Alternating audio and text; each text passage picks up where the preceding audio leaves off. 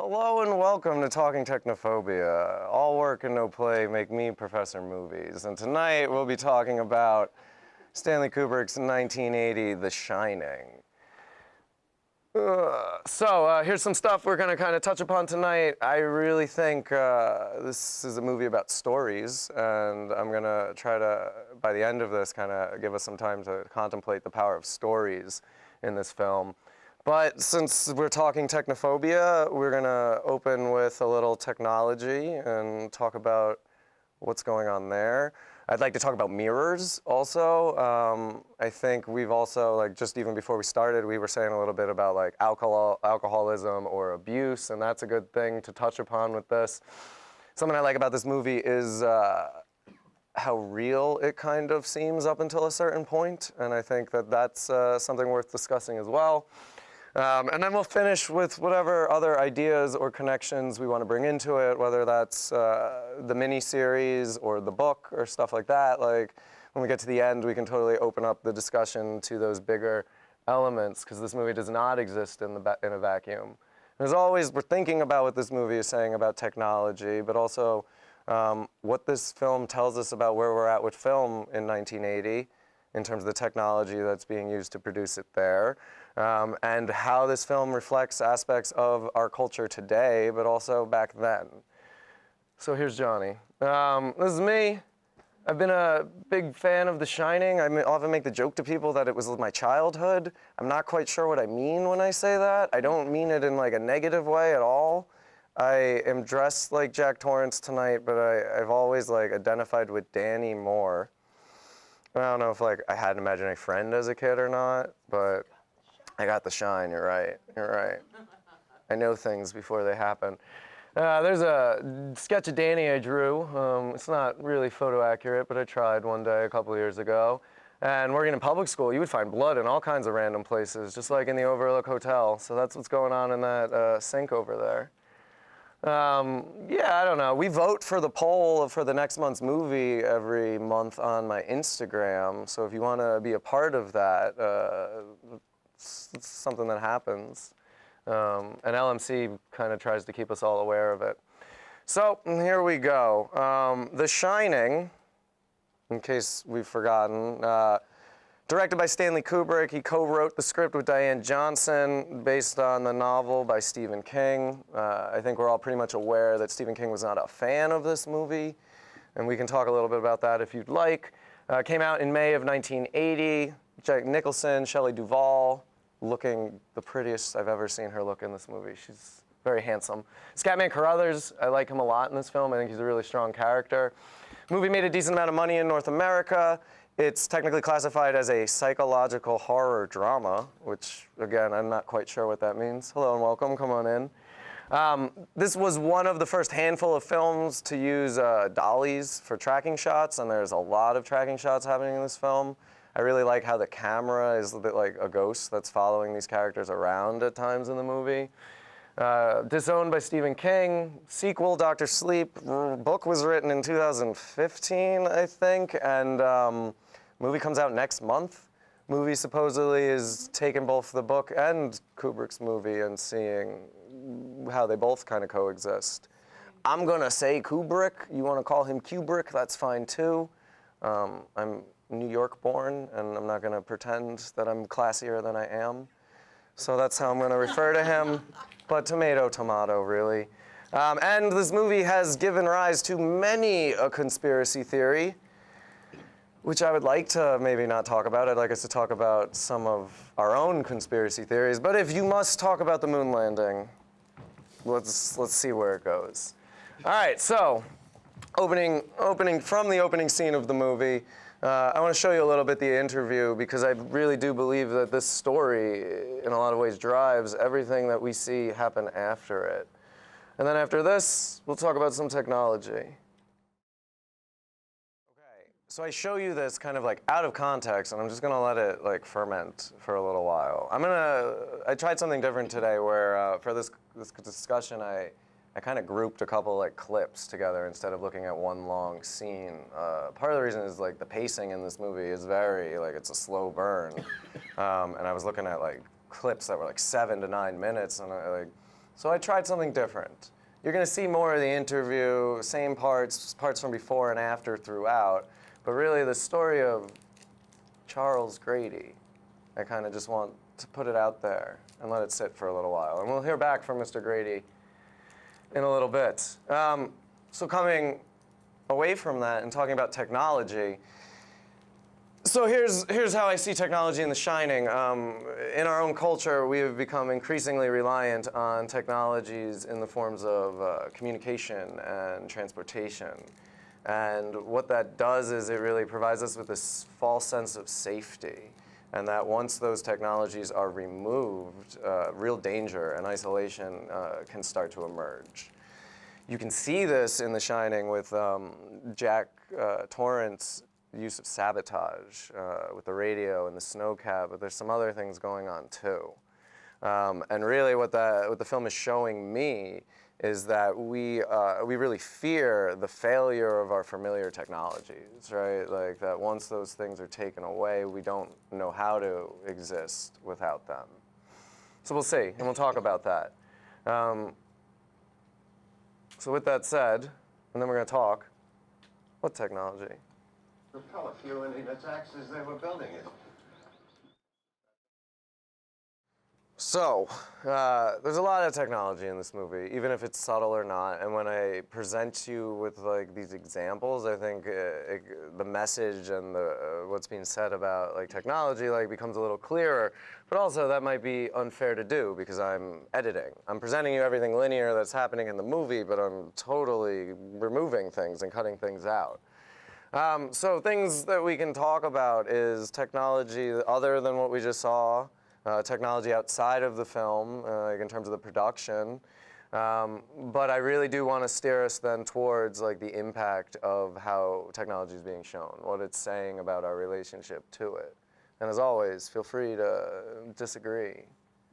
So what do you guys think? Either technology in the movie or outside the movie? Things you notice? Yes, ma'am.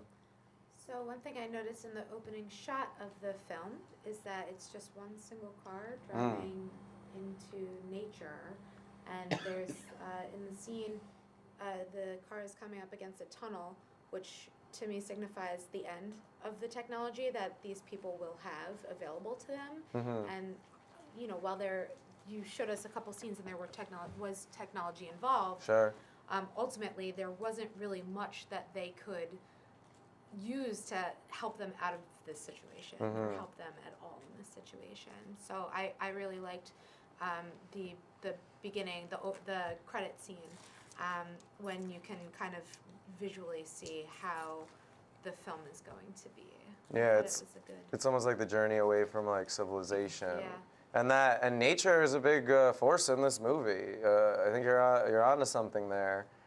Even in the end, right? Jack in the maze, out in the cold, in the snow, but also the storm that knocks out the phone lines. Like again, think back to what we talked about Jurassic Park, right? Like the idea of the storm, it's nature reacting to something, usually, equalizing.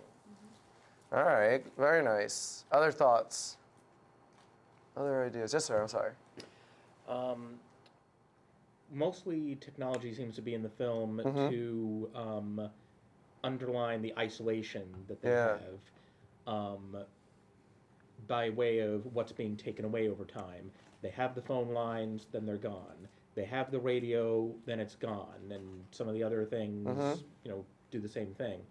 But that isolation is broken by Danny and his like psychic connection to O'Halloran, and really what it shows is, you know, another type of connection that breaks through that isolation. So, I mean, it's possible to look at that and say, well, on a story level, just on a like plot device level, there's at least one final connection that can't be broken technologically, and that sort of ties into more of the supernatural roots of what's going on here. I really like that, and like I want us to debate, right, like psychological versus supernatural with this. As you're saying that, I'm reminded of when we talked about A New Hope, and I'm wondering like, is Danny a Jedi? And I'm I'm not really making a joke with that, right? Because it's like the Force is this thing that's older than the technology, this thing that's superior to the technology, and like the Shining, the psychic ability that's there is kind of treated in a similar way. Right? Luke blows up the Death Star not using the targeting computer, but using his own, like trusting himself and his own, like, human abilities. And that's something, like, we see with Danny. Maybe Jack, I don't know. I see a little bit of that, too, there with him. Other thoughts? Thank you for that. Yes? Just like, I guess from outside, from the filming technology itself. Yeah, please. I know that Stanley Kubrick developed a lot of lenses when he did the movie before this, Barry Lyndon. Barry Lyndon, because he used natural light. It's all yeah. natural light, and a lot of this is shot in natural light. Not all of it. It can't be all natural light, but it's not a lot of technology even being used in the sense of the filming of the movie, which helps make it feel isolated. Like the scene at the outside is shot basically at low light, natural light at night. A lot of the hallway scenes, I mean, only the big room scenes have a little bit of special effects in natural light, but otherwise, he uses natural light and the dusk settings and stuff to help you get isolated, and he spent like 5 years developing lenses just to actually he did. that. No, that's good. Everett and then Sharon. I just want to say Yes, sir. OUSIDE. Oh, very good. What happens is... Inside, outside. That's good. That's good. There were at least 3 more typos that I caught prior to this starting. The problem is I'm sitting in my car connected to bad Wi-Fi, also trying to animate and have something else. I'm trying to multitask. And like, I don't know. Good job. If you can find it in my work, you should be able to find it in your work too, though. Okay? That's right. It's not a skill unless you can apply it to yourself. Yeah. Do you have something more to add? Or? No, that was okay, it. very good. Thank you. Go ahead. I felt like he isolates by safety. Mm-hmm. So he sets up the situation where you think you're safe, he shows you everything, and then you're not really safe. So for example, it's a bad storm, and she's talking to the police department, in a parallel, and they're in a nice, cozy, they're not even out. So it has to be bad if the police officers are out. So how is anybody going to get there? Yeah. So that creates further isolation. No, absolutely. And the Mr. Ullman, who gives them the tour, he's like, oh, look, here's a snowcat. It's going to solve all your problems. You drive a car, you're going to be fine. Yeah, don't worry about it. Worst comes to worst, you always just go down the mountain. But it is. They're on this top of this mountain, cut off from everyone else. And maybe in the production, limiting the technology that's being used, using natural light and stuff, is kind of helping emphasize that. All right. Other thoughts?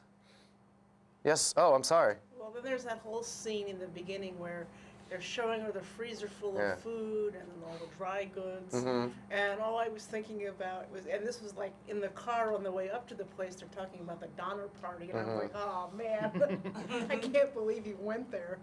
And then they show you all this food. I'm like, okay, I guess that's not a problem. Yeah. The that idea of when push comes to shove, we will eat each other, right? Is another one of those themes that comes up again and again. He says, oh, we take all the alcohol out when we close the place for the winter. And I'm thinking, oh.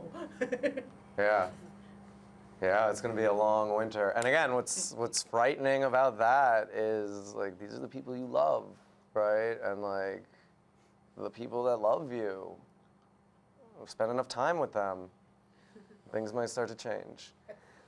Which is what's really scary about this movie to me, because I'm I could see how that happens. And then the Donner Party is another one of the stories that we get, right? Because this is a movie about stories in a lot of ways to me. Okay. Other thoughts? Anybody? Anything else? You want to talk about dollies or cameras or lenses, typewriters? I think it's only the third use of the Steadicam. Yeah, it was one of the first ones. Yeah. Yeah, no, I was going to go there too. Yeah. No, and I think I had touched upon it a little bit right before you guys came in. It's I feel as though the camera is the ghost that's following you around in this movie, right? It creeps through past the corner when she's looking at the pages Jack's typed towards the end. Yeah, Ryan. Yeah, and sometimes you feel like there's another person coming up, and you feel like they're reacting to another person. Yeah. There's nothing. Yeah, there's nothing there. Danny on his tricycle, he's like running away from the camera and he just can't get away from it. And it's always at his eye level. Yep. Yeah, no matter who it is, yeah, it's always on your level. It's not looking down on you. Right? There's that quality that's being applied there with the shot. That reminds me, because you have Steadicam, there's a slight difference you can see sometimes between when the camera is being used Steadicam and when the camera is being used handheld. Yeah. And as far as I know, Kubrick went out of his way to shoot all the handheld scenes in his movies himself. Yeah. So there really is like an authorial idea of the camera is coming from somebody's point of view. Yeah. And completely disconnected, but the idea of the Steadicam shots being some sort of ghostly perspective. Yeah. It reminds me of, like, there was a game that was famously canceled, like in the Silent Hill series. PT. Yeah, PT Yeah, that go ahead. Kojima was doing. And people, like, went in and they dug in the code because they were noticing some weird things in, like, the way, like, they felt like they were, like, the thing that's following you. And they actually found that in the code, there is this invisible person that is, there's actually a physical model of a thing, a zombie, that's following your first-person perspective the whole time. Yeah. Presumably there because, it produces some lighting effects where you can see, like, the shadow of something. Yeah. And that's something that I think probably owes, might just be disconnected, but it just reminds me of some of that going on. So I always tell people I made up movies. I stole that from Kojima. Like, that's how Kojima describes himself. Kojima made video games, for those of you who don't know. Metal Gear Solid, things like that. He's got a new game coming out. He was trying to make a horror game, and it got canceled because there was some issues with the studio he's working for. And it's probably totally influenced by The Shining. And I hear that those demos are worth a lot of money because they pulled them from the PlayStation stores. Yeah. So if you got one day, eBay, make some money. I've got one. The snowcat comes and saves them at the end. Yeah, Danny calls using The Shining, but like the arrival of the snowcat, right, is like that beacon of hope. And then it's not about hollering because he's there to save them and then fails, right, as soon as he walks in the door. And they're able to escape with that snowcat. And let's just bringing it back to technology one last time. Before we talk about some mirrors, because I love the mirrors in this movie. Both the literal mirrors and then all of the figurative mirrors that you run into as you watch this movie in terms of characters or dialogue. And it's also, anyone who's ever done any shooting, like, it's tricky to shoot with mirrors on your set. It's also dangerous, right, because of glass and stuff, but it's impressive in terms of the camera work, but it's also, there's enough mirrors in this movie that I would say that there's some kind of authorial intent being used on the part of the filmmakers. And like it was just a matter of time. I was trying to keep the clips under. Oh, I'm back. Okay, I'm supposed to let them know when the clip's going to end. I was trying to keep the clips like short, believe it or not. So yeah, there's a lot of stuff like you're going to see. I'm skipping over, but I'm trying to just give you a gist of things there. So I want to remind you that I really think film is a mirror in and of itself, right? And that's kind of like my thesis behind like talking about technophobia and everything, that movies both project and reflect aspects of our culture, right? They show us what's there, but they also put stuff out there as well. So that's in my mind also watching this with the mirror stuff. Literal and figurative mirrors, the twin girls. But what do you think about the mirrors? What mirrors did I miss? Why could they be important, or why is it just really good set direction? Yes, sir. I think at one point Danny was in front of a mirror and he wasn't being reflected. Oh, okay. There was one Vampire? when it was Danny isn't here right now. Yeah. I think it was during that part of the movie. Oh, that's really interesting. Okay, so I wonder like how that could fit with the other kind of stuff there. Did you have a thought? Let's see. Well, first of all, I think it's interesting. Mirrors have a pretty big place in a number of other Kubrick movies, Yeah. too. There's always that bathroom scene, right? But yeah, go ahead. Right. I mean, like, There's some of the mirrors in A Clockwork Orange, especially the double mirrored hallway that when they break into the author's house at the beginning. There's also the mirror from like that famous shot / trailer for Eyes Wide Shut, and I'm pretty sure there's some other mirrors too. Yeah. Like Nicole Kidman, she's dancing in front of the mirror.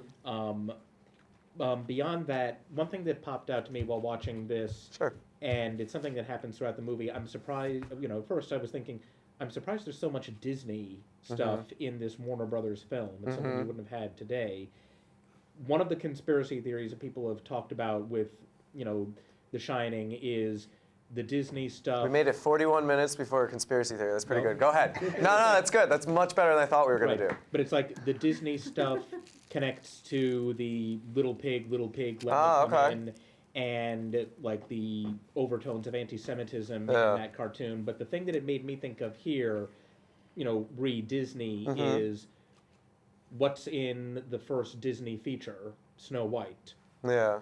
The mirror. Mirror. So there's a very prominent focus there. Yeah, and what does that mirror do in Snow White? It shows them whatever they want, right? And in Beauty and the Beast, they got the mirror too. It shows you whatever you desire, whatever you want to see. It's kind of like a future thing. We're going to go behind you and then Greg. Yeah. Well, there's also in Harry Potter the Mirror of Erised. Yeah, which gives you shows you nothing more or less than your heart's desire. So that's like a motif that seems to like be used often in cinema, right? Fantasy, I'll even go as far as saying. What do you think about mirrors? Go ahead. I haven't really thought this all the way through. That's just okay. watching these scenes. Yeah. I know that there's a discussion coming up later, and it comes up like whether or not this is all psychological in his head or whether there's actually supernatural. So at some points there's pretty clearly supernatural, like unlocking the door from the outside. Yep, and that's the thing that my argument falls apart with. Yeah. And there's some other times, and there are also times when it's pretty clearly starting psychological and drifts into supernatural. Maybe, yeah. And a lot of times it starts with a mirror scene. So like where he's talking at the bar, he's clearly talking to himself because there's nobody in the room. And it starts off with him talking to himself, and then all of a sudden there is a ghost there. So it starts with a mirror scene and turns into something that borders into the supernatural, like kind of using the mirror as like an inflection point to get to the other side of it. You're absolutely right. And how does that scene end, right? When Wendy runs in and the camera angle shifts and there's nothing there, it's just him in the mirror again. Yeah. Yes. The same thing happened, I guess, with the part where he's talking to himself and he starts to get disjointed. You're seeing it through the mirror when he starts to use The Shining a lot of times. Yeah. At least two of the scenes. Okay. Where it goes from him, something's going on in his head until something's really happening. Because the call to Halloran is really happening, presumably. It is presented as such, It's and I would argue, in the movie that right? it actually occurs. So, We are made to believe that The Shining is real. and so a lot of times the mirror looks like an inflection point, kind of like in The Matrix, where like he puts his hand in the mirror and it goes from being like a lot of stuff that's going on in his head to being real. That was Passes always through like mirror. a scene I wondered about in The Matrix. So this is kind of using something similar. I'm not sure they stole that here, and I'm not 100% certain it holds up in every scene. Right. But I just from what I was watching there. No, that's cool. And I'm not sure that even what I think holds true to all of the mirrors either. But like again, like I've watched this, like paying attention to those mirrors, I'm like, oh, okay. Like a lot of Jack in the beginning is just shot through the mirror, right? Like Wendy bringing him breakfast, the scene with Danny, less so, but like that whole Wendy scene is shot into the mirror, right? We're just seeing Jack through the mirror. What are you thinking? Kind of bringing up the games again. One of the Silent Hill games in the franchise actually did have a connection with mirrors as well. And I feel like a lot of those games are influenced by a lot of horror movies, horror science fiction writers and everything. So in one of them, it's kind of like your character is walking through this world and then you kind of approach a mirror and it takes you into the like the equivalent of like the Upside Down in Stranger Things. It's like a different dark reflection of that world. And I feel like in this it kind of has that similar vibe where it's like there's these two sides to Jack where, you know, at one point he's kind of doing okay, he's normal, but then you kind of see these like it's mirror like My Two shots Dads. and you see kind of this like angry Jack or this like this warped psychotic Jack, where it becomes kind of confusing at a certain point. I think probably intentional with the shots, like the breakfast scene, where it's completely shot through the mirror, and it's just like which side is like the reality and which side's the reflection. That's interesting. Yeah. That's it. Yeah. Yes, sir. I was just gonna say, I think the mirrors are often used to kind of portray two different concepts. One is self-reflection, Yeah. and one is conversation in a sense. Okay. So a lot of the times they're in the mirror, and we all do it, right? We look in the mirror, and sometimes you're thinking about something, you self-reflect on yourself, and you use the mirror as sort of a medium to do that, and also for conversation. So a lot of times, like the young boys, Danny's talking in the mirror at the very beginning, and it seems like a more palatable way for the audience to sort of accept someone talking to themselves. Yeah. As opposed to if there was no mirror there, you kind of don't see the duality in the conversation. Whereas if he's talking to himself, it seems more inappropriate. Yeah, more crazy. Yeah. Yeah, if you're just talking to yourself and there's nothing there, but when you're talking to yourself in the mirror, it seems more palatable for the audience to not think it's necessarily something based on mental illness, but people talk in the mirror often. Yeah, so I think he's using that in that context in different ways. And I like when you bring up the idea of duality, right? Two sides to something. That's something like some of us have like touched upon a little bit, and like giving a name to it, like duality, showing the two sides that are always seeking balance, right? But potentially in this movie are out of balance. We'll go here and then there, yeah. And then I may have skipped someone in the middle. To me, it's a little simpler. Make it simple for us. Well, break it down. I said for me, No. it's a little simpler. Could be right. Because, he's seeing ghosts, Yeah. and sometimes you don't know if you'll see a ghost in the mirror or not. And we have a lot of superstition around mirrors and a lot of traditions around mirrors. So, and Mirrors sometimes. having to be covered. I'm sorry? Mirrors having to be covered. That's true. Yes. Cover up the mirrors. Yes, but all these mirrors are Don't break out. the mirror, yeah. And sometimes when you get up in the morning and you look in the mirror, you don't like what you see. Mm-hmm. So I kind of feel like it's used as like a device to scare you, and it also, mirrors are also used to make spaces bigger and larger and more defined. So I always, when he was going by mirrors or there were mirrors, I was expecting a ghost to like pop up in the mirror. It creates a lot of suspense. Like, okay, we're calm. He's fine. He's in the bed. There's no ghost, but maybe a ghost will appear in the mirror, or maybe they won't. So it kind of creates a lot of suspense to have all of these mirrors in the, and will they break a mirror and have bad luck? Yeah, no, I like that because like you're touching upon this idea that like mirrors are really important to us culturally and have always been, right? I think of like House of Mirrors and The Maze and how difficult it is to navigate. There's always those scenes of those movies where it's like, there's the mirrors and like which is you got to kill the right one. That might be in a James Bond movie. Might be a clue. Anyway, I like that idea a lot, and to continue with the idea of making it simple, right? Think of how the mirror works with Danny. He's like, Tony, why don't you want to go? And then Tony shows him something as he's looking into that mirror. Jack's looking into the mirror, and then maybe the hotel or his mind or whatever shows him something with Lloyd. And then the bathroom, right? He's presented with what he thinks he sees until he sees it in the mirror. What were you going to say? I was just gonna say, I was thinking about funhouse mirrors Yeah. and how they tend to warp things. Oh. And it seems like the more you go into the movie, every time he's looking in the mirror, he's looking crazier and Yeah. crazier. Yeah, I really think he's freaking out in front of those mirrors as he's walking to the gold room. And is that at the sight of his own reflection or not? We don't get to see it. But the staging of how he's walking like seems to line up every single time with that. Go ahead. Also to go with the paranormal aspects of the movie, ghosts are also connected to mirrors. Like we have Bloody Mary, the Candy Man, usually are supposed to stand in front of the mirror and like repeat those words and the ghost appears in the mirror. So there's also that. There's something inherently creepy about mirrors, right? Because it also goes back to like Native American times. Sure. Because when the colonizers brought like the mirrors, they thought the Native Americans thought they were like cursed I forgot why, but yeah, that was like their belief that they were like cursed and they held like spirits inside. Okay. So yeah, it kind of goes back to like the Native American times. Oh, that's interesting. And we made it 51 minutes before getting to Native Americans, but that's good too. No, that's really good. And I like that because I wasn't aware of that with the mirrors, but with some of the theories around this film and Native Americans, right, that could be something intentional that's happening. Yes, sir. Something I think you were mentioning before, the idea of the mirror and self-reflection, self-introspection.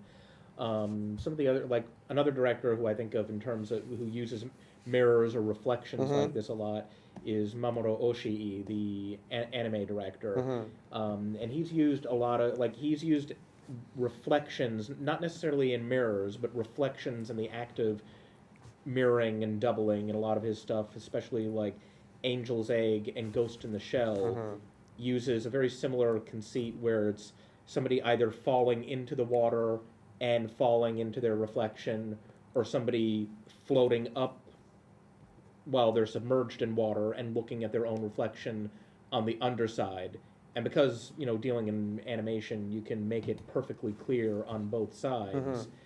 And what strikes me there in that, as regards to this, is in Oshii's movies, especially Ghost in the Shell, when a character is thinking about their existence and questioning themselves and having that moment of reflection, it's on a path that is towards empowerment, fulfilling something about yourself, becoming a better version of yourself. Like the Major in Ghost in the Shell deciding to get rid of her, what was holding her back, and become something more.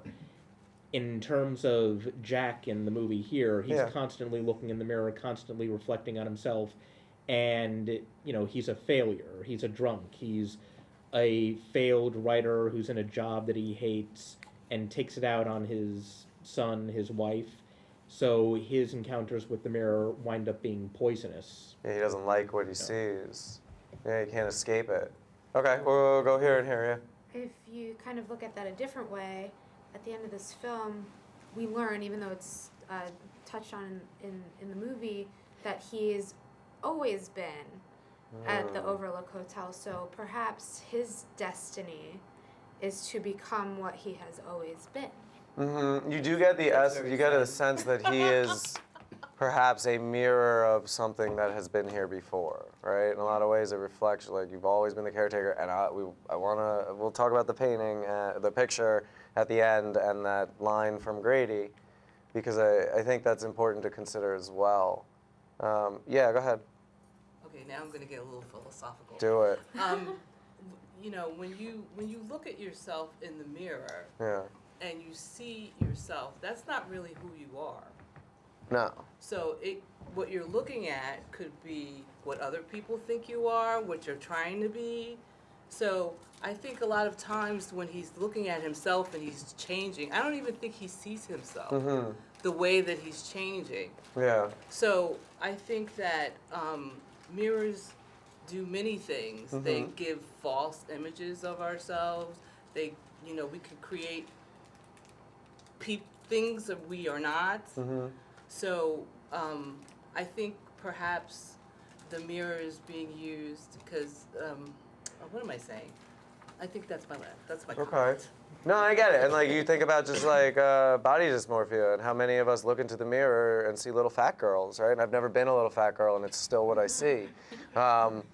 So like, yeah, it's like I get it, you know. It's more about what's going on in your head than what is actually happening. So it's not so much mirrors show us the truth, right? Mirrors maybe show us what we want to see or maybe don't want to see. We don't even see who we are. Yeah. Because we're looking at a reflection that doesn't really represent the whole us. Okay. That's what. Cool. We'll go Ryan and then circle back to Jamie and then Stefan. Yeah. So sort of like we see sort of like the mask, I guess, that we put on every day, I guess, that we want other people to see, and not really how we think and how we would really be. Yeah. We don't really, turn ourselves inside out, I guess you could say. We just, sort of see the cover to I like that. It reminds me of the book by Bret Easton Ellis, but also the movie American Psycho, where the Patrick Bateman character in the beginning of the film says, "My mask of sanity is slowly slipping," as he's doing his like peel in the mirror. There's another mirror. But yes, you get the sense from like Jack more than anyone else, right, that he is wearing this like mask that is just slipping from the very beginning of this film. Yeah, the family man. They're like, oh yeah, everything's good. I'm looking forward to this job. Yeah, I love my family. All right, I heard him once. Yeah. Okay. Jamie, you're right. Thank you for keeping me true to the order. It's this light. I think what Sharon says is important. Yeah, please. To think about the way that Stanley Kubric is filming this movie. There are mirrors, and we're dissecting kind of scene by scene. Well, it's a psychological thriller, right? Sure, yeah. So we don't know watching this film the first time what the outcome of the movie is, right? So we're looking at this, him or these characters looking at their reflection in the mirror, and perhaps what he's saying is this is not what it appears to be. And I think that that's a very interesting point to think about, not the plot of the film, but in making the film. Yeah. Building off of that, like, we watch it the first time and you don't know how it's going to end, or you hope that you don't know how it's going to end, because the movie does like practice that old dramatic technique of almost pantomiming the ending for you ahead of time, right? That story that we're given in the interview, it plays out almost exactly as it's told to us, and Jack's like, you don't got to worry, that's not going to be me. And then it is, right? And that whole time you're just hoping that's not where we're going to go. We're hoping Jack is not a mirror for Grady. You know, the twins kind of are mirrors. They are twin girls who are lit. Their faces are lit opposite. And that's what it makes them look visually different. But that's about it. And then their line, "Come play with us forever and ever and ever," is echoed in the next scene by Jack as a mirror. He says, "I wish we could stay here forever and ever and ever," which prompts Danny to say something interesting. So we're going to go here and then there. Well, you kind of mentioned it, but I was like, the bigger mirror in this movie is not even a literal one. It's the narrative one of just Grady's story and then Jack's story, and it's it kind of is like the hotel itself is the mirror in the way that previous person was there, this person is there, and who knows if like a following person would kind of come, if that would continue a cycle of this reflection. Yeah, it's like history's not necessarily repeating, it's reflecting, right? It's like an infinite mirror, right? Where you're standing in front of the two mirrors and you get the infinite, like in Clockwork. Everett, and then here. That's also, when you were talking about like in the mirror, like that reminds me of Evangelion, when in the original TV show, when like at one point Shinji, the main character, is like literally talking to himself in like a train car, and like there's two Shinjis, and one of them is like asking questions to the other one, to the actual Shinji, and it's like in his mind. Yeah, and we see that a little bit with Danny and Tony, right? That kind of. And then also essence. like I'm pretty sure the girls are actually 8 and 10, not twins. Oh, that's a good point, because that's what we're told, and yet that's not what we are shown. Hold on to that idea. Yes, sir. Two things. First of all, thank you for bringing up Evangelion. That's a nice find. I was actually thinking of that a little earlier when I believe you said we don't really see what other people see in ourselves, and that kind of goes back to the theme that you had there of, you know, the version of ourselves in somebody else's heart versus ourselves, the version of ourselves in our heart, and that kind of all then ties back to the old idea of how Jack is perceiving himself, how others are perceiving Jack. But just on one simpler level, another mirror and kind of reflection that we have in the movie is literally the maze itself. If you look at the maze, at least from one angle and possibly from two. No, I think you're right, yeah. Both sides, it's symmetrical. Now, granted, this is how most large-scale, like, hedge mazes are built, because it's just going to take too much time to design a maze that is completely asymmetrical, and it's easier for people to find their way out if it's a symmetrical kind of maze. Here, also, I think it just makes it easier because they only built like a small portion of it, and they just wanted to have, a few random, pathways that they could cut together and make it look like it's a bigger thing. Right. But when they go into the maze, it is now they're inside another mirror zone. Yeah, no, that's a good mention. Anything else? Final thoughts on mirrors?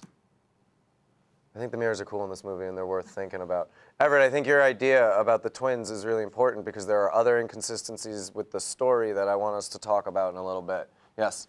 Yeah, I was just going to say that recently, in a different horror movie, Midsummer, that came out a few months ago, I noticed that there were a lot of conversations relying 100% on mirrors, and it was just really something I noticed very recently, and I was it was nice. Yeah, the director of Midsummer also did Heredity, if I'm correct, and that's a director whose horror movies remind me, echo traces of Kubrick in this film. Like I see the slow burn, the slow build happening in the same way. Yeah, go ahead. Yeah, I was gonna watch Hereditary, but then my film director told me what was it? It all represents, the monster represents STDs, and then I was like, No, that's It Follows. It Follows. Yeah, that's it. Yeah. It Follows. Don't have sex or a ghost will follow and kill you, is the message.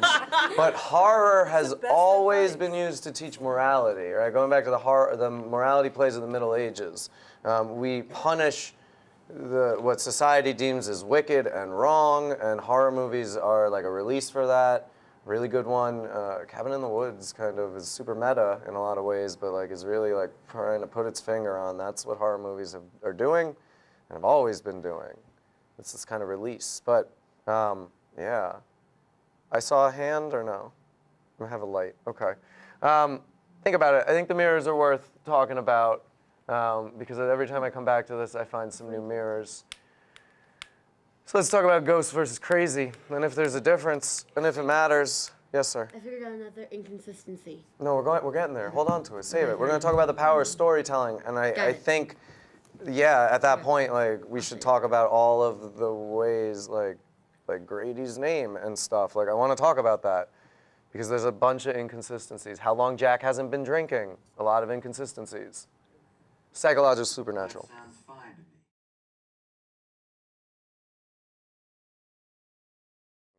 It's in your head like a worm. It's been in my dreams the past week as I'm getting ready to talk about this tonight. So much so that I was like, all right, I'll download the soundtrack and play it on my phone as you guys come in. I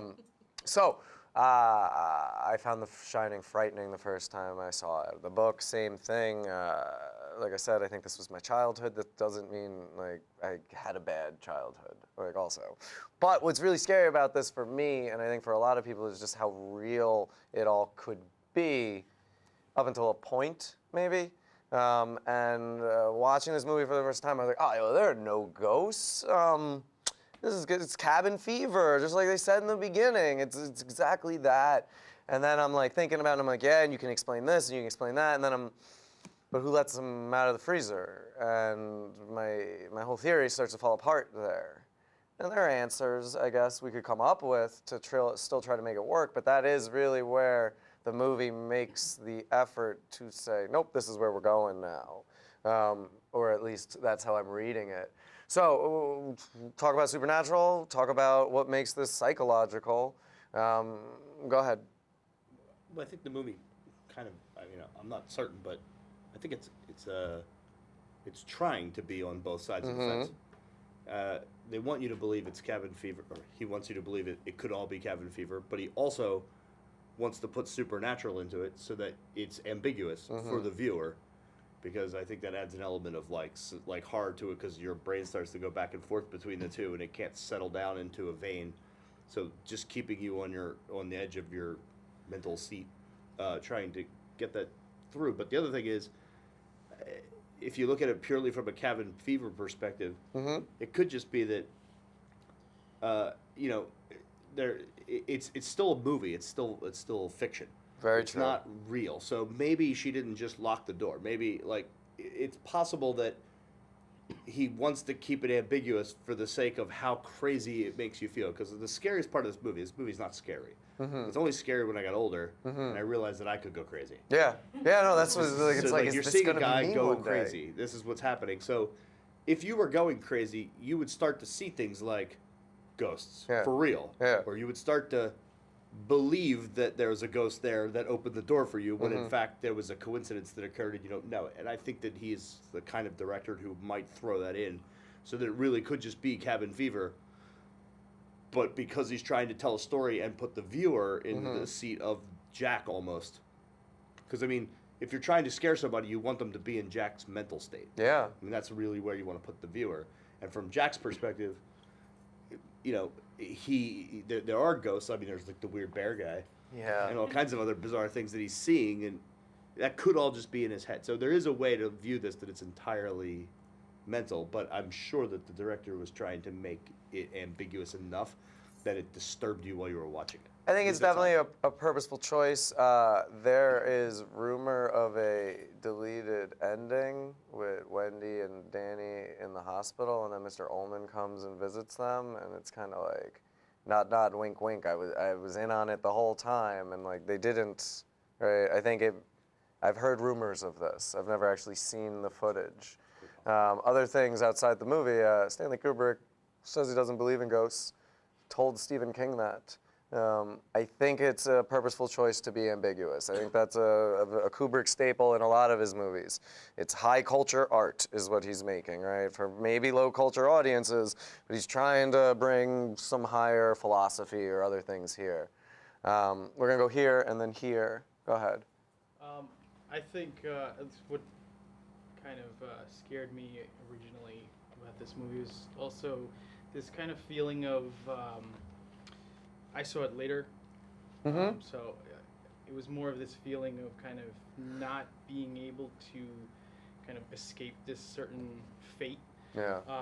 And he obviously has a history with Danny and the family, and it's kind of like in that opening interview with Ullman, he's kind of saying like we're gonna have a good time, everything's gonna be fine, and he's trying to kind of put that behind, like move forward, and it just slowly throughout the movie it's just kind of pulling back into that state. And I think also the whole psychological versus the paranormal kind of thing also, it's there, like we mentioned before, as like kind of being two sides of the same coin. And I liked in the recent the Netflix Haunting of Hill House, they kind of talk about ghosts in a way where it's not specifically these like spirits. Sometimes ghosts are just like a memory, an addiction, a problem, something that haunts you in that sense. And I feel like that could kind of be this same element here, where it's these ghosts of this place, of like certain things that have happened here, something that he brought with him, kind of is fleshing out in that sense. And it's just like that scariness is that you don't know if it's psychological or something else, or if that something else is influencing your psychology. Yeah. Is it the place, or is it the people, or is it both? Yeah. Sharon. My And then we'll go to you. response was, what is reality? Oof. That's the first thing. So Who let you in here? You're bringing philosophy, fucking existentialism. Go ahead. But it's true. None of us know the capacity of the brain. None of us know the capacity of this reality at all, do we? So I think that maybe his ambiguousness was, I don't know what's true and what's not true. Yeah. I know that this happened, I know that this happened, and I know that that happened. Yeah. But that does not mean that none of it's true or none of it's not true. So the other thing is, I've had instances where, I needed something from the store, and my husband has bought it home without me putting it on the list. So what is that? Yeah. I mean, what is it? You got the shine. That's what it is. No. Okay, don't fight it. I mean it in the sense that Synchronicity. We don't know. No, No? not even that. Okay. We don't know the capacity of the mind. Mm-hmm. And for this particular character, for Jack, he wanted isolation and he got it, and he couldn't handle it. So what happens, I think, in my own experience, is that if you're isolated and you let the mind do it'll just keep thinking and bringing up stuff and thinking of this and thinking of that and thinking until you lose it. So to some degree, I think that's, he has other issues, but I think to some degree that's what happened to him. He wanted this, and he got it. You can't explain why the kid knows the things he does. Yeah. That the phone, the little friend is saying, which I believe is himself, but he just doesn't know how to handle his gift. This person's gonna call and the phone rings. Yeah. No, you're right. And I think it's the book, but also the miniseries with the Encyclopedia Brown guy. But Tony, you get the sense that it's almost future Danny, talking back to him, telling, it's this older, more adult version of him is kind of how I took it when I read the book. And I think watched the miniseries, which now we made it an hour and 15 minutes before I myself brought those things up, so that's okay. But yeah, right, who is Tony, what is Tony? A lot of kids have imaginary friends. When the doctor checks out Danny, that's what she says. She's like, it's completely normal. Did it happen when he started the new school? And she's like, no, it was with the injury. So, yeah. She doesn't know what, she doesn't. She is speaking in terms of scientific reality. And what we know about that stuff at this point. So this is what can be proven. So the psychiatrist says that, this is normal because this is what kids do. Yeah. But when does it become something beyond that? How do you measure it? And how does it fit in normal society? So if you can't, quote, prove it scientifically, then it does not exist. Sure. And science is a new science in a lot of ways. We're still figuring out. Psychology is a very new science that we're still figuring out. We're gonna go 1, 2, 3. Well, first of all, one of the things that Kubrick has said about the movie, in addition to maybe not believing in ghosts, is that I think he said at one point he always saw the story as being hopeful because any ghost story like this says that there's something after death. There's something hopeful about that, even if his after death is maybe just living in a photograph in this kind of twilight zone or whatever. That's more hopeful than the alternative. Yeah. Beyond that, I don't know. I personally have never been very fond of some of the revisionist takes people have on movies sometimes. Sure. I've known people who say that in any given movie, like The Prestige or The Shape of Water, oh no, what you see happening in half of the movie, that doesn't really happen. That's just somebody's imagination. Or, oh no, she's really dead the whole time, or something like that. And I'm just, especially in the case of The Shape of Water, where it happened, and I think the director has said, oh no, it's a fairy tale, it's a love story with a happy ending, and the other, and somebody I talked to says, oh no, she just dies. That's the ending, because that's as far as they can imagine in terms of reality. I find it interesting here in The Shining because it is possible to look at, say, how can the, how can the door open? Sure, yeah, in the freezer. That could be Danny. Right, and that's usually how I justify it. Right, and that, I look at that and I think to myself, okay, why would he open the door? Because, his father, who he's having dreams, is going to try and kill him. If he's locked up, he can't kill him. And he's been abusive. Right. He dislocated his shoulder. Right. As a kid, I would keep my distance from him. Right. I wouldn't help him get out of a... Right. Granted, he's in some sort of weird fugue state anyway right now. It's not Danny at this point, it's Tony. It is possible to come up with literalist readings of some of this stuff. Yeah. That begins to fall apart when you have, I think Wendy is beginning to see weird shit. I'm sorry. I'm sorry. This is basic.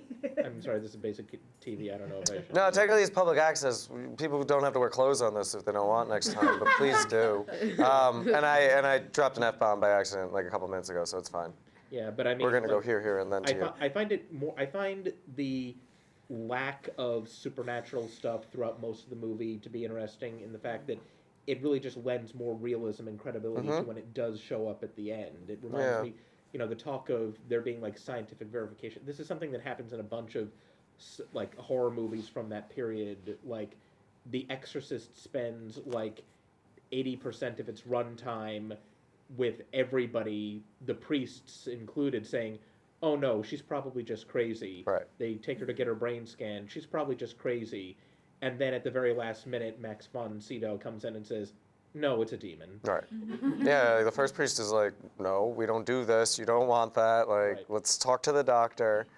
I do not believe in ghosts. I think science will find a way to explain it at some point. But with that said, I've had some things happen to me that I can't explain, you know? So let's go there, and then there, and then back to Ryan.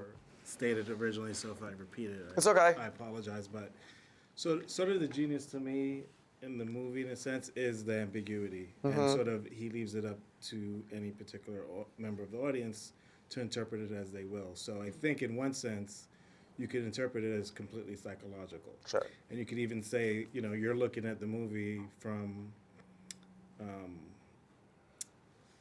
forget the name. Sorry, Jack's point of view. So even the things Danny is seeing, the child, is not really what he's seeing. It's just Jack's perception of what's going on in his world, and this is all about his world.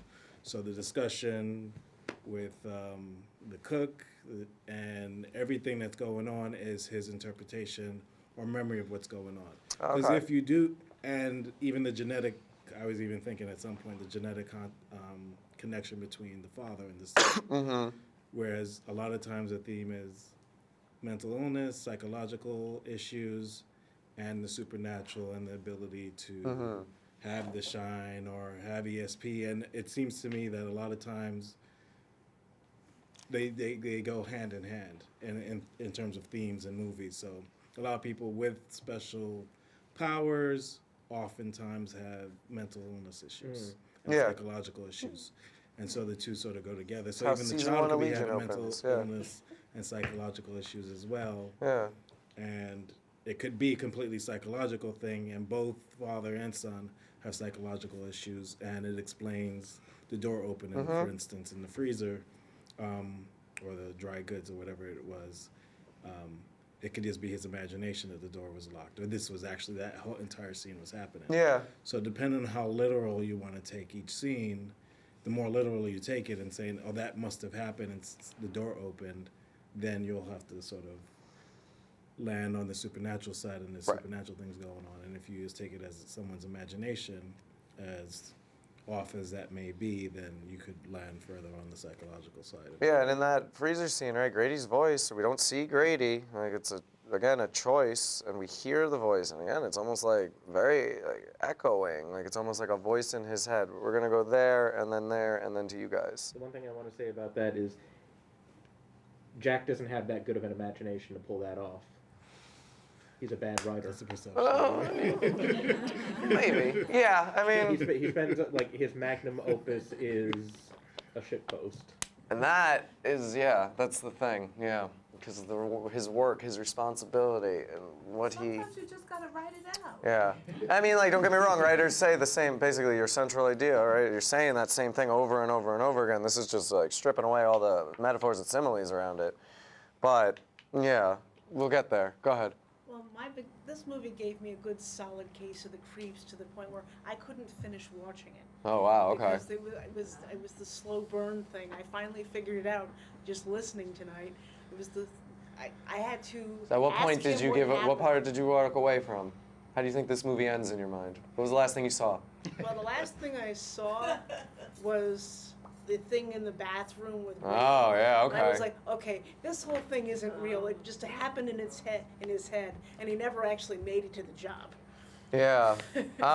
With the woman in the bathroom, the first time I saw told him not this. to tell me what happened. Spoilers. The woman in the bathroom, it comes right after we get a Wendy in the kitchen or something, and there's a report on the news about a woman missing in the like snowstorm or something. Oh yeah. So when she comes running in and I'm like, that's a weird detail to include, because again, like they're always using news and television to deliver exposition in a lot of things.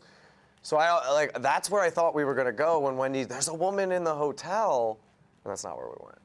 Yeah. At the same time, right, like movies like Taxi Driver, King of Comedy, right? Those are movies that are, you walk away and you question, did any of this happen? How much of this is real? And that's intentional.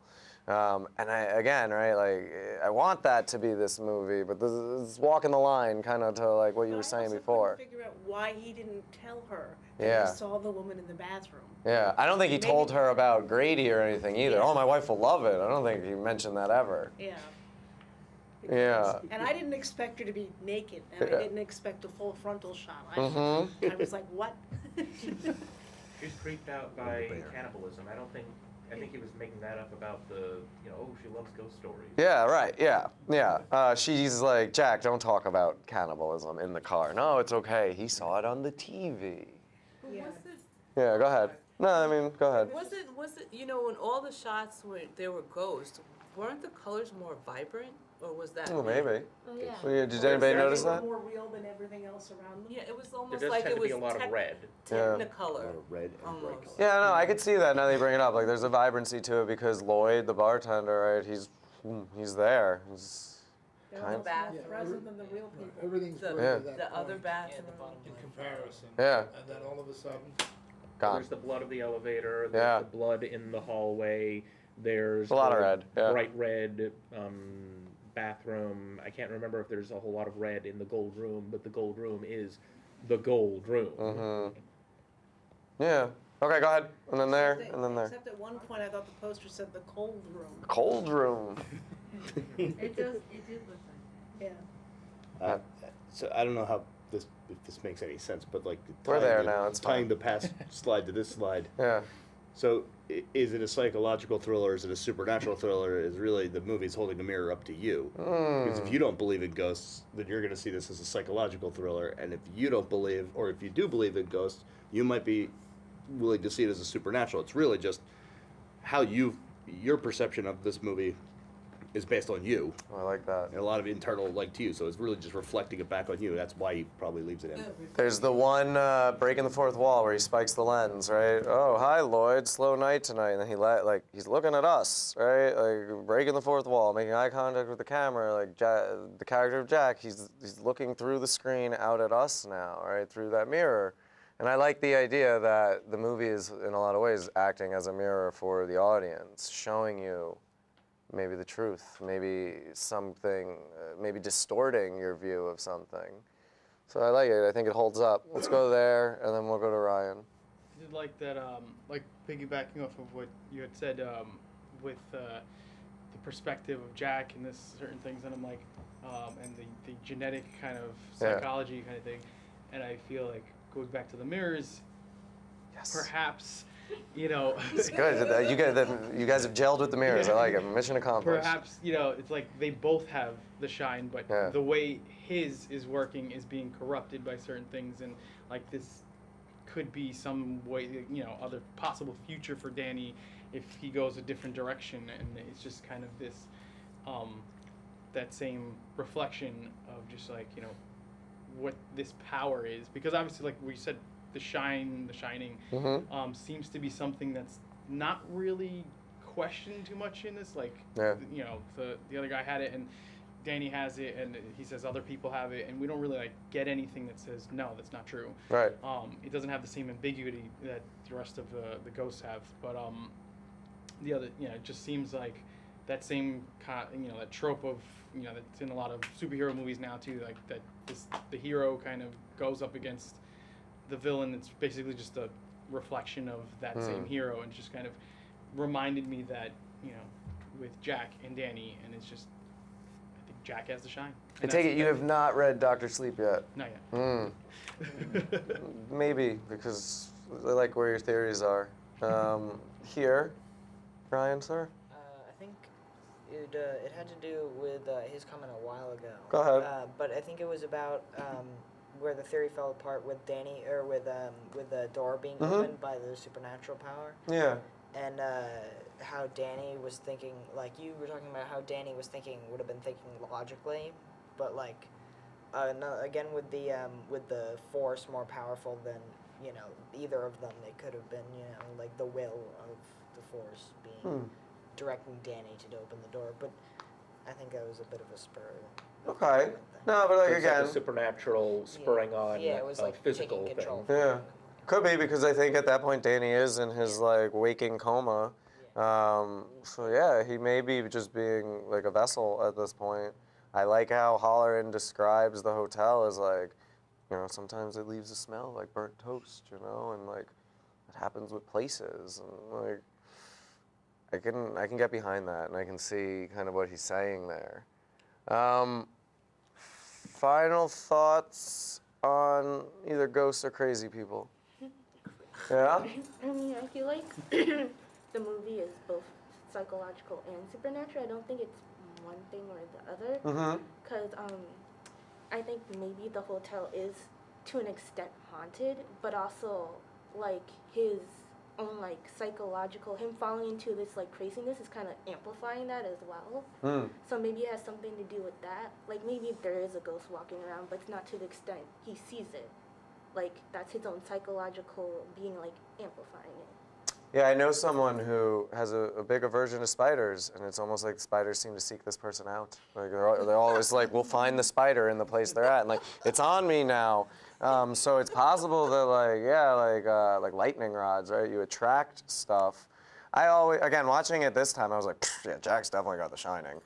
You could see it, he just didn't know about it, and that's why, like, alcohol and blah, blah, blah. But I also like the optimism of the afterlife because, they're having a big party, all those ghosts. They seem to be loving it. It's just, yeah, and then there. Okay, so the ghost. Okay. I think that because of what the first ghost, what he did, he's stuck there. Grady. Because what he did was horrible. And what Jack did to his son was horrible. So from a supernatural perspective, I could see why they would, why they would be stuck there. The Overlook has a type. Yeah. Yes. They got a type. Okay, it's similar. But it could be also, it could be cabin. It could be. Could be. Because it's so. And they you're tell you isolated, about it. Yeah. and you can't get any help if you needed it. I mean, look at the snow outside. Yeah. The weather was also isolating. It was always snowing. You couldn't see. Yeah. When they went into the maze. It's like otherworldly at the end when she's out in the snow. I was like, how would she even know where she's going? Yeah. Okay, cool. She has the Snowcat? Yes. Yeah. But I was like, oh, they're still not safe, because how could she see and find her way? They said they were unable to clear the road, so how would she even know where she's going? No, it's true. And we look at that ending optimistically. She drives off. We don't see what happens to them. It is very left open-ended. You don't see them get to safety. You see them escape this nightmare into the wilderness, There's no cell phones. Yeah, no cell phones. Horror movies really have a problem with cell phones now. They got to deal with those cell phones right away. Right, yeah, so same thing. It's always like the phone's not working because like problem would be solved. The Ring freaked me out. I like The Ring more in terms of the mystery than the actual like scariness of it. I was like intrigued by the mystery. You had a hand? Yeah, one of the things that you have up here is like the dog and the party goer, or whatever is going on. Yeah, this guy. Yeah. No, that guy. Okay, right, so the dog and that guy. I thought you were talking about that picture and the other picture. Go ahead. And that's been, like, I've noticed, like, it's been an object of a lot of people trying to come up with theories saying that this scene is supposed to evoke the fact that Jack sexually abused Danny or something like that. Whenever I see that sort of thing, I think to myself, okay, if that's the case, and maybe it is on Kubrick's part or something, but why code it so heavily, so that most people watching the movie are thinking, "Wait, what the hell is going on with the dog costume thing?" It reminds me of like there have been lots and lots of like conspiracy theories about Eyes Wide Shut over the years because that whole thing is sort of steeped in secret societies and stuff. Like New World Order, Illuminati stuff. Yeah. Right, and like people have like said that there was some original cut of the film that tied this group together with Satan worship and human sacrifice and stuff like that. And when I hear that, I generally think to myself, okay, if Warner Brothers had a movie by Kubrick about Satan worship, they wouldn't have made him cut that stuff out. They would have probably begged him to do that more and play up to it more, because they would have said, okay, we can either have this weird, sterile art film about a questionable marriage, or we can have Tom Cruise going to a satanic orgy. Yeah. So my feeling of that is sort of the same here with a lot of the theories. I do think that there is a lot going on, and probably even Kubrick himself would probably shrug at a lot of what is being asked of him here. He'd probably say, well, some of it is intentional, some of it is just, you throw paint on the wall, and if, you like the shape it. Yeah, but that's the thing about art. Art is something greater than the intention of the artist, right? Like, you create it, and then you put it out in the world, and it is open to interpretation, and all of those interpretations are valid, because there is no objective truth. It's all subjective, right? Which means, right, any conspiracy theory is real if it makes sense to you. Because it doesn't matter what you intend, because as someone who has created things, no one ever receives it how you made it, how you intended, and that's not really the point. The point is about sharing it. But yeah, no, I think that's true, right? And that's one of the reasons why I was like, let's stay away from the moon landing and stuff. But I mean, that's sort of my feeling on it too. Like, sometimes a ghost is just a ghost, and sometimes sometimes a kinky bear dog costume is just a kinky bear dog. Yeah, but I mean, Kubrick does like to nonchalantly throw in sexual abuse in his movies. Like, again, going back to Clockwork Orange, right? There's that like abuse scene, right? And it just happens and then moves on. Yeah, the thing with the abuse in this, a lot of people point out the teddy bears and like how they're foreshadowing this. We're going to talk about abuse, not necessarily sexual abuse, because it's only maybe implied, or we infer it more than it's implied, but there's a little more direct evidence in terms of like just physical abuse in a non-sexual way. Well, I mean, there's literal physical abuse that they talk about. Right, yeah, and that's what I'm referencing, right? And that's me making a segue. So I apologize if I didn't get to you, but for the sake of time, I want to make sure we talk about it. So here's things that kind of out and out talk about abuse, maybe. Jack is like shuffling through his different like tactics, trying to get out of that, where he's like, I'm gonna yell, then I'm gonna like try to bully and intimidate, and then as that's not work, now I'm gonna switch to, oh, I'm hurt, and play the sympathy card. And like often like someone in an abusive relationship does that to the other person in it, right? Where it's like this, I'm yelling, now I'm crying, and it's your fault because you hurt me. I don't know, and that's like things I've seen.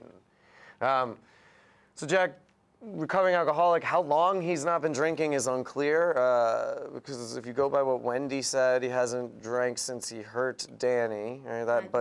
But also we get the 3 years, 5 months thing, right? But the thing to Danny happened 3 years ago, so it's unclear, and it might be purposefully unclear. She never says that that he hasn't had a drink since he hurt Danny. Mm-hmm. She just says... She said some good comes out of it. Right, she says... He hasn't had a drop since. She says he promised that he was going to stop drinking, and then when she says, and he hasn't had a drop in 5 months... That's, I mean, like... Well, she doesn't say the 5 months line. She says it in that scene. No, she says it was the 3 years ago, the arm thing. Some good came out of it. No. At the end of that scene with the doctor. At the end of that scene with the doctor, she says 5 months. Yeah. So it's right away. But I don't think she says 3 years. He says 3 years, right? I'm not. No, in this scene, he says, here's the 5 miserable months on the wagon and all the irreparable harm it's caused. Like, I've seen this movie a bunch, right? She says it happened when he was in preschool, I think. Yeah. She did, yeah. Right, so there's enough information there for you to know immediately that this is a promise that he's made and broken a few times. Right. Yeah, and I think that's kind of what comes And across this- from the ambiguity. Right, and it's a pretty normal ambiguity because he's an alcoholic. Alcoholics fall off the wagon sometimes, and from the look of Jack Nicholson being his most Jack Nicholson-iest. Jack Nicholson to 11 in this movie. Yeah. Like he's probably fallen off the wagon several times on the way to the interview. Yeah. I don't know how social service was in the 80s, but I'm sure if you pulled some kid's arm and dislocated it and you reported it, that the way they're talking perhaps is that he had to do these things, not that he wanted to. Right. Is because that's maybe a requirement for him to stay around his kid. Oh, okay. That's interesting. Because yeah, I mean, if you're, I'm not an alcoholic, but We believe you. if you're, if you know you have I abuse food. So if you have an addiction, you know it's always with you. It doesn't just go because you say it. You know, I'm not going to do it. And I think at the beginning of the film, didn't they come from somewhere else? Yeah, they've relocated from where? Does anyone remember? I think he was like a school New Hampshire, teacher maybe? from like It's somewhere probably Maine. northeastern. It's probably Maine because Stephen King loves perhaps Maine. because this happened, he had to leave his job. Now I'm Yes. just putting you know, I'm just trying to think of, but that's not said. Yeah. So it's just said that, you know, they had to, and so that's what and he also blames his family for his inability to write. Yes. Yeah. And so that justifies to him his abusive behavior. And Wendy defends it. She grabbed him just like you would any child, you know, like, and it just at that time too much. And Jack echoes that with the, you know, millimeters of pressure per outs, whatever. But I don't second know. per But second, in the very all Joyce fairness thing. to in all fairness to her, she's a victim. Yeah. So there's a certain way that she's going to, and she's not working. Right. So and to me, it seems like her sole focus is her child. Yeah. And keeping that family unit together. So I think sometimes she's trying to justify why she's doing, and how could she get out. This also talks about isolation in an abusive relationship, because he's also he's taking a job that isolates them all. Them all, yeah. So that he can do whatever he wants. And have a nervous breakdown in the process. She wants to take Danny to the doctor. You know, what about me? Have you thought about me? You know, he's constantly like making about himself by saying it's never about him, right? And like that's another tactic. It's definitely a controlling thing, and often like victims of abuse will defend the abuser. You know. Not always, but it's. I'm just saying yeah. to look at the victim as a victim. Sure. And you know, there's a psychology to abuse. Yeah. So it takes a lot of courage to get out of an abusive relationship, because the abuser has isolated you in the relationship and had you thinking a certain way. So in order for you to think differently, which I think is what happened when she saw that her son something he said he wouldn't do. Right. And so, and then you question, did he do that or not? Right, because she's downstairs checking the boiler during that scene. She comes upstairs and finds him, oh, I had a really bad dream. Yeah, it's left where you could say. Going back to the viewer, that's what viewers do too in abusive relationships. How so? They question who's telling the truth. Oh, yeah. Oh, you know, So he said this, she said that, the truth's somewhere in the middle. But he set up a situation where they're isolated. Yeah. So that you're questioning who is the abuser. Is it the ghost? Or is it actually him? Yeah. Because he's blaming other people other than himself. Yeah, he won't take that personal responsibility, even though he's talking all about his responsibility. 1, 2. You first. Go ahead. Like, I mean, I've seen this movie at least 10 or 12 times. Yeah. I never found it much about his alcoholism. It's certainly there. It's there. Yeah. He is an abuser. She has all the hallmarks of being somebody who's been abused. So does Danny. Sucks his thumb. He talks to imaginary friends. I mean, it's all set up that way. But I think I don't know how it plays into the film as much as a main feature. Right. But there have been other caretakers. There's a caretaker every year. Yeah. Grady killed somebody, so presumably there are people that do this job every year. There's been like 10 years in movie time. And don't murder between, everybody. Yeah. So I think that what that does, at least for me in this film, is that it just makes him the kind of susceptible human to be picked on by Grady, if that's what's happening. Sure. Or he's the perfect candidate to allow the isolation. I mean, alcoholics don't like to be isolated. Alaska's got like the highest suicide rate, highest alcoholism rate. It's dark. Like, there is something about all that lends into it. So it just kind of sets it up to be I don't even know if it's in the book that way. Is he that way in the book? The alcoholism is a lot more so in the book. Jack got fired from his job because he punched out a student who he found was like an a-hole in the parking lot. He was like, but it has a lot to do with his drinking, that being the cause of that. Jack's father was an abusive alcoholic. So you get the sense that these are cycles, that like sins of the father visited on the son. He's a bad person.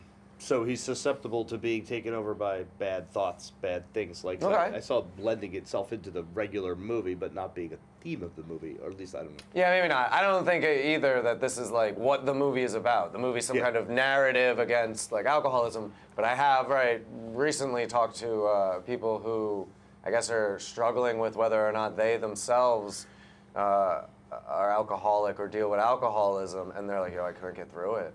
It was hard to watch this movie. It's a really accurate representation of alcoholism because they're all good actors. Yeah, He's a good I guess director. So if you're going to make a movie about alcoholics and abuse and this, it could be that if you took all the horror and psychological stuff out of it. That's scary enough. It's scary enough, like acted, but at the same time, like I just see it as making him the perfect character to be It opens him up to turned. Yeah. Or whatever. Okay, go ahead. Well, I was just thinking about in the beginning of the. You hear when he talks to her, the Shelley Duvall character, you hear a lot of contempt in his voice. Yeah, from the beginning. Yeah, and Phone also call, with the kid too. It's just like, and you're like, whoa. Yeah, he seems annoyed at Danny in the car ride. Yeah. Well, I'm hungry. Well, you should have eaten your breakfast before we left, right? And there's that like edge to his And the way voice. He seems talks to on her, edge. She interrupts him, and she's only trying to take care of him, and he's like freaking out about it. It's like, whoa. Because he hates himself. That line, you just need to get back in the habit of writing every day. Yep, that's all it is, right? Like she doesn't get it, like. But also, I think a lot of it has to do with, and we've touched upon it, right? Like Jack's view of himself and what he thinks other people view him as. He then is projecting on Wendy, right? Some of the stuff he's saying seem groundless, right? Like she seems nothing but supportive of him, and yet he doesn't, doesn't stop accusing her of not. Yeah, but and in reference to your question, Yeah. yes, he's a very convincing character in terms of alcohol abuse. I guess so, He yeah. swore he had a problem. I have never been a big drinker, but this is one of those movies where it's like, yeah, that's why I don't want to like fall into that trap. Same thing with heroin. I saw Requiem for a Dream, and I was like, I never want to do heroin. It looks terrible. But that's a different movie. We've got 6 minutes, so I am not going to show us any clips about the power of storytelling. What I'm going to point out is Ullman tells the story of Charles Grady, daughters 8 and 12, something like that. 10 and 12, I've been up since 5 a.m. It's 8 and 10, thank you. Jack meets Delbert Grady with twin girls. I don't know. That's an inconsistency. Ullman tells him the story of the caretaker right after Jack finishes, I'm here to outline my writing project. The typewriter, Jack not doing any writing, not doing any real work at the hotel at all. The book he produces is garbage, right? Yes. And yet in a lot of ways, it's kind of what all books are beneath like the fancy language and stuff. It's that repeating idea over and over again. I'm not defending Jack's work, believe me. But on some level, there's a lot of storytelling going on in this movie. Like we have the Donner Party, we have the news reports, we have Cabin Fever, the story, the ghost story, and Kubrick himself on a meta level, right, was struggling prior to this on what his next project was going to be. And there's the anecdotes of his assistant would just hear him throwing the books, the scripts at the wall as he was rejecting them. And like that frustration with creating is there. Faulkner said, kill your darlings, kill the things you create that you think are great. And then we see Jack trying to kill the thing he created, right, his son. So there's a lot of that going on in this movie, and I don't know what to make of it. I'm not saying that Jack writes this all in his head and then it plays out, but if I were to imagine the story Jack would write, it is the story of the caretaker who kills his family in this hotel and all the history around it. And I don't know what to do with that, so I'm going to move towards final thoughts after you say your piece. Inconsistency is what the else? story. They were stacked in a room. Yeah. In one of the rooms. And where do we see them? 237, I think. Mm-hmm. They implied it to be later on. Mm-hmm. But in one of those flashes where like Tony is showing Danny stuff, you see them just strewn across the hallway. Yeah. Yeah, no, and there's a lot of that, and I think Kubrick's too good of a director for those like inconsistencies or continuity errors, like the chairs that disappear in the different scenes. Like, I think he's too, maybe I'm giving him too much credit, but I think he's too good of a filmmaker for that stuff to be errors and not be intentional. And even if they were errors, I think like in the editing process, he made a choice to like keep those inconsistencies. It's not like my outside typo. Yeah, and then I wanna, I'm not gonna let you forget about that. Go ahead. I think it's important to remember, also in connection to the previous thing about alcoholism, is that the reason why Stephen King disliked this movie so much is because for him it was a very personal story about him dealing with his own alcoholism and wrestling with that and struggling and not liking the person that it was turning him into. Yeah. And in the original story and the miniseries it's based on it, he wanted it to be redemptive, where Jack has some sort of final victory over the evil powers of the Overlook and destroys it as his family get out, and he sacrifices himself nobly, Whereas Kubrick looks at this and kind of sees it, I think he looked at that story in the same way that we're supposed to look at the stories that Jack tells about himself, that, I was just, pulling my son up. I wasn't trying to hurt him. He looks at, the story that Stephen King wrote and says, no, that's bullshit. There's nothing redemptive. He's an abusive alcoholic. Never mind the fact that he's alcoholic. Sure. He's an abusive bastard who looks for ways to manipulate and hurt people. Yeah. And there's nothing really good about him. He's a monster right from the beginning. Like, the fact that he forces his family to be isolated for a few months to begin with is sort of monstrous. Yeah. Especially since, and this is something else that I've always wondered, like, he's forcing them all to be isolated during the holiday season. It's like, it's October, 31st or something to whatever? Right. April 30th. To April 30th, so May the 1st, I've signed a contract. Yeah, go ahead. Right, so it's like, you're missing out on Christmas or Hanukkah, New Year's. Is Danny not going to school, I often wonder? Right, it's like all this stuff. This whole thing is an abusive relationship. Yeah. And in the end, the only bright, glimmer of hope in the end is that he gets to be a ghost in the hotel. But beyond that, this is definitely the horror story where you're punishing the amoral person. And in this case, the amoral person is him. Yeah. Yeah. He's like, we want to see him get his comeuppance, in a sense. All right, so in conclusion, final thoughts. We've got 30 seconds before Dina starts yelling at me. I think, The Shining's less about finding the answers and more about asking the questions, and I think that's what makes this movie enjoyable to me, because it's like all art. The more times I go back to it, the more times I see stuff I haven't seen before. This movie changes as I age in terms of what I view and things I notice and how it resonates with me, but it holds up for me, and it, on some way, is warning me about a lot of things, and I hope that you heed those warnings as well, because, again, right, the things you love the most, the people closest to you, you can turn against them, or they can turn against you, and that's a dark thought about us all.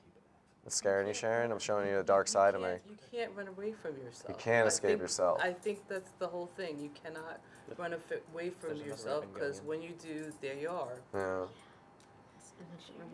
I like it. Anything else? Final thoughts? Dina's yelling. You hear her. This is why I took the ear thing out. All right, ladies and gentlemen. Thank you. Right, clap for you guys. Clap for each other. This would be really boring if you guys weren't here and it was just me. Please come back again. There was talk about like something time travel related, maybe Back to the Future in December. Next month, it's November 8th. It's that Friday from 7 to 9. And we're gonna watch a James Bond movie. We're gonna watch Moonraker and see James Bond go to space. And this comes out like very shortly after Star Wars: A New Hope, and they rewrote a lot of it because of it. I like James Bond because it's a very like pro-technology kind of genre. But I think we'll see some interesting stuff there, like besides just the interesting gadgets and stuff. If you want to have a greater say in what we watch, vote on the poll, or I don't know, make a good suggestion to me, like Back to the Future, because I'm like, yeah, we haven't done a time travel movie. Yes, sir? Why not November 1st? Because I don't know why, but I asked when was the next one, and they said November 8th. Well, there's a conference on November 1st, and that's why. It's also the night before. I'm not invited either, so don't feel bad. Thank you all for coming. You've been great. If you want to talk more about this afterwards, feel free. Thanks a lot.